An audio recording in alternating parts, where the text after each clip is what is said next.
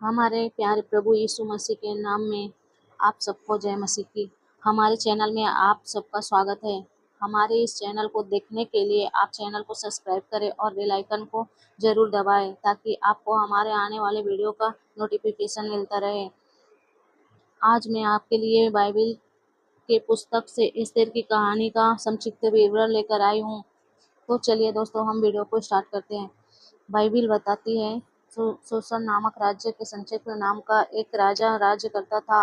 उन दिनों राजा ने सभी कर्मचारियों को, प्रधानों को और सभी हाकिमों को भोज करवाया।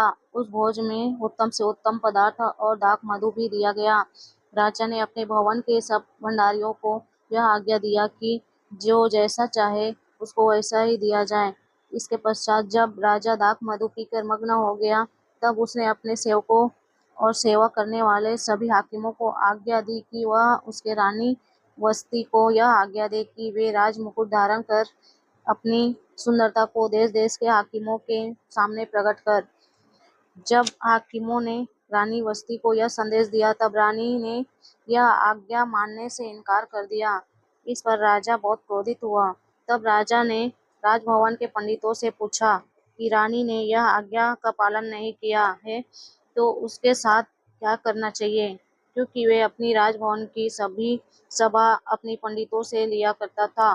राज्य के सब पंडितों ने यह सलाह दिया कि रानी ने उसकी आज्ञा को नहीं माना, इसलिए रानी के पद से हटा दिया जाए, अन्यथा सभी राज्य के हाकिमों के सामने राजा का बहुत अपमान हो जाएगा और कोई भी स्त्री अपने पतियों का आदर मान नहीं करेगा।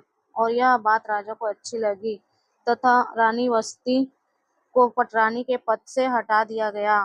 और यह भी कहा गया कि राजा के लिए सुंदर और कुंवारी कन्या फिर से ढूंढी जाए।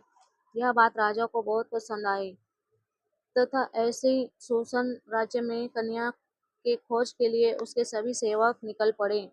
उसी शूशन नगर में मोर्देकै नामक एक यहूदी रहता था। उसने अपनी चचेरी बहन एस्तेर का पालन पोषण अपने पास रहकर किया था, क्योंकि वो उसके माता पिता मर गए थे। वे एस्तेर को अपनी बेटी की तरह मानता था। आगे हम देखते हैं दोस्तों कि राजा के आज्ञा के अनुसार जब शूशन नगर में से कन्याओं को राजा के भवन में ले जाया गया, तब उसमें से एक एस्तेर भी थी। एस्तेर को राजभवन में रखा गया, जहाँ कन्याओं को राजा के सामने प्रकट करने के लिए ट्रेनिंग दी जाती थी तथा उनका श्रृंगार किया गया। तब तक एस्तेर ने अपनी जाति किसी को नहीं बताई थी कि वह एक यहूदी है। उसके चचेरे भाई ने मना किया था, क्योंकि वह जानता था कि वे लोग यहूदियों से नफरत करते थे। इसके 6 महीने पश्चात देखते हैं दोस्तों कि एस्तेर को राजा के सामने जाने की बारी आई। तब एस्तेर को श्रृंगार के साथ राजा के सामने ले जाया गया। तब राजा ने एस्तेर को देखा तो वह उसके मन को और सबसे अधिक भाए तथा उसने एस्तेर के सिर पर राजमुकुट रखा तथा उसे पटरानी होने का अधिकार दिया। इस तरह वह यहूदी कन्या शूशन नगर की पटरानी हो गई। इसके आगे हम देखते हैं कि राजा के पास हामान नाम का एक व्यक्ति था, जो उस स्थान पर उच्च मंत्री के पद पर था।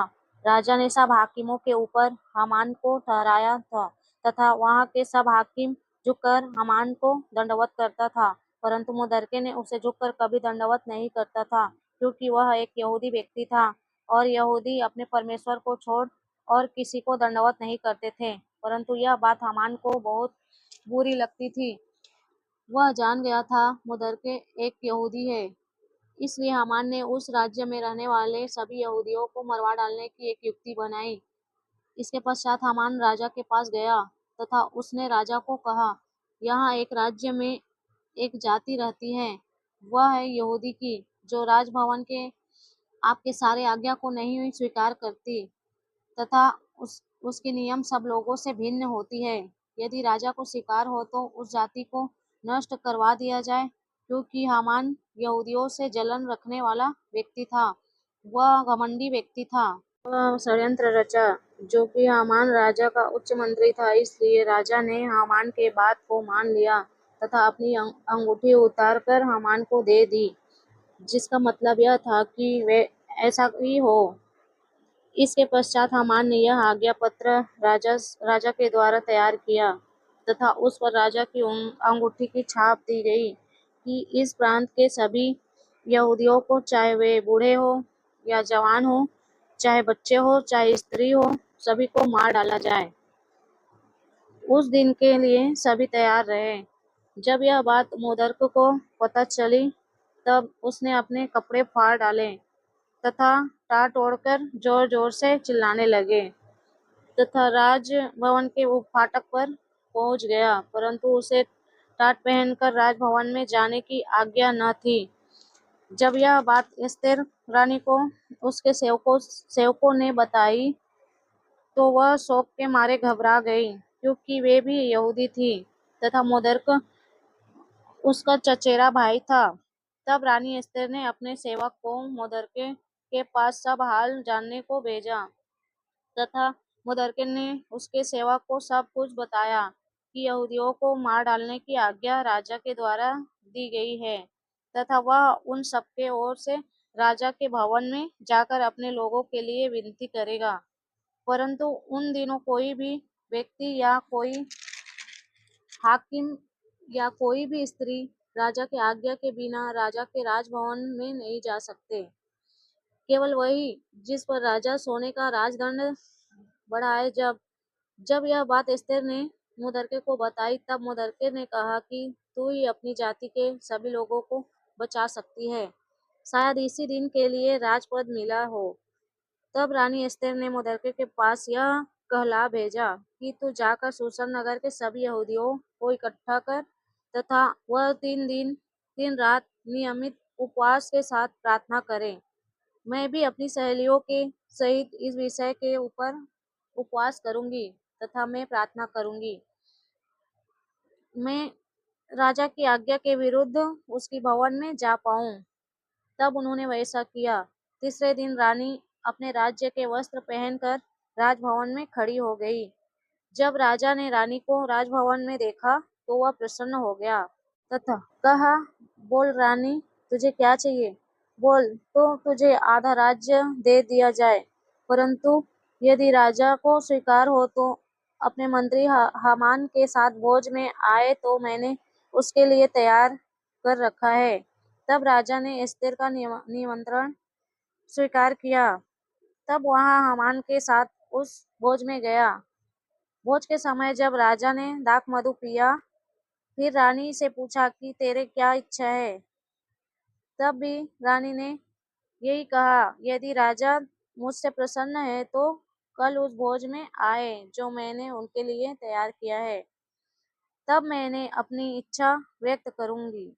तब उस दिन हामान मन में बहुत प्रसन्न था तथा जब वे बाहर फाटक में गया तब सब दंडवत किया, परंतु मुदरके ने न किया।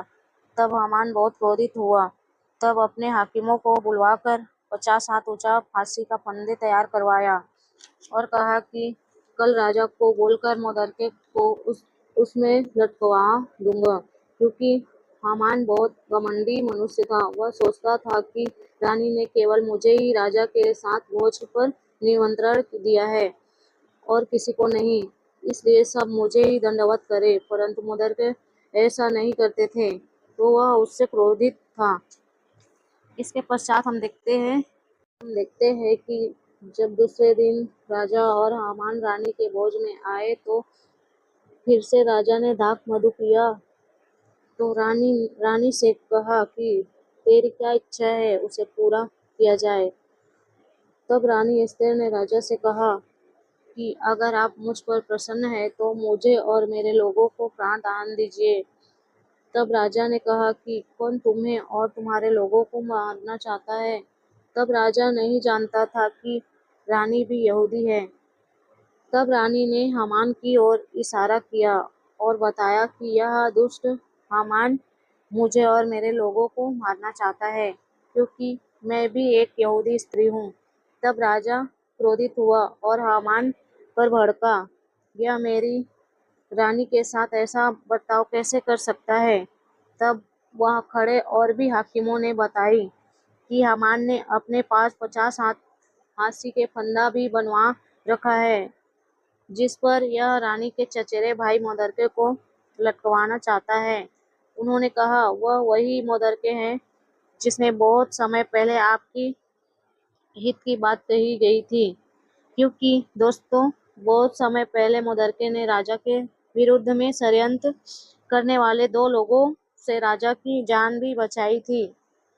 तब राजा बहुत क्रोधित हुआ तथा उसने अपने हाकिमों को यह आज्ञा दी कि हामान ने जो फांसी के फंदा तैयार किया है, उससे ही उस पर लटकवा दिया जाए।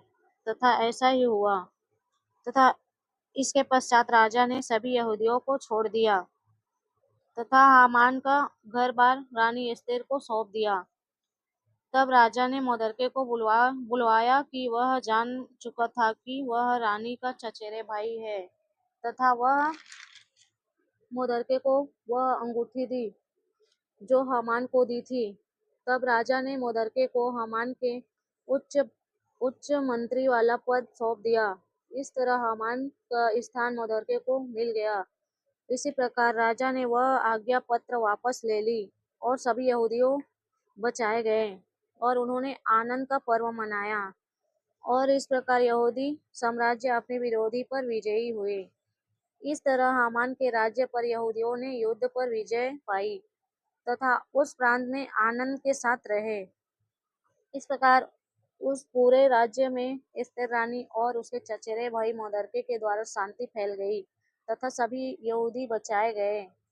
इस पूरे अध्याय में हम देखते हैं दोस्तों कि रानी एस्तेर ने किस प्रकार अपने लोगों की जान बचाई।